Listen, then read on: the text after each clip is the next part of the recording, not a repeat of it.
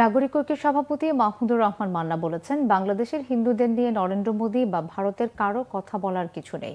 এদেশের মানুষ প্রচণ্ড ধৈর্যশীল, অসাম্প্রদায়িক, তাই কোনো হিন্দুর গায়ে টোকা পড়েনি বলেও মন্তব্য করেন তিনি। বলেন, এদেশে মুসলমান, হিন্দু, বৌদ্ধ, খ্রিস্টান সবাই সমান। জাতীয় প্রেস ক্লাবে এক সেমিনারে এসব কথা বলেন মান্না।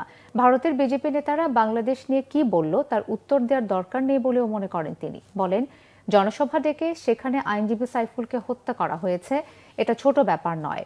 এর বিচার না করলে এমন ঘটনা আরো বাড়বে বলে জানান তিনি। স্বৈরাচারী হাসিনার বার্তা দেয়া ভারত বন্ধ করছে না মন্তব্য করে তিনি অভিযোগ করেন, এর মানে ভারত তাকে উস্কানি দিচ্ছে। 15 বছর হাসিনা যে লুটপাট করেছে তার জবাব তাকে দিতে হবে মন্তব্য করে মান্না বলেন, আওয়ামী লীগ আর কখনো ফিরতে পারবে না।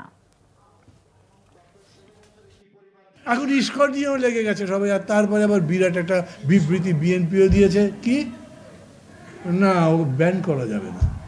ওটার অনুমোদন আছে নাকি ইস্কনের? আমাদের রেজিস্ট্রেশন আছে, ইস্কনের আছে, তো ওইটার আবার ব্যান করা কি? হ্যাঁ, একটা আপনি বলতে পারেন যে ভাই এখন কি করবে সেটা ঠিকঠাক মতো করে, যাতে উল্টাপাল্টা না হয়। আর আমার দেশের হিন্দু না বৌদ্ধ না খ্রিস্টান, তাতে মোদের কি?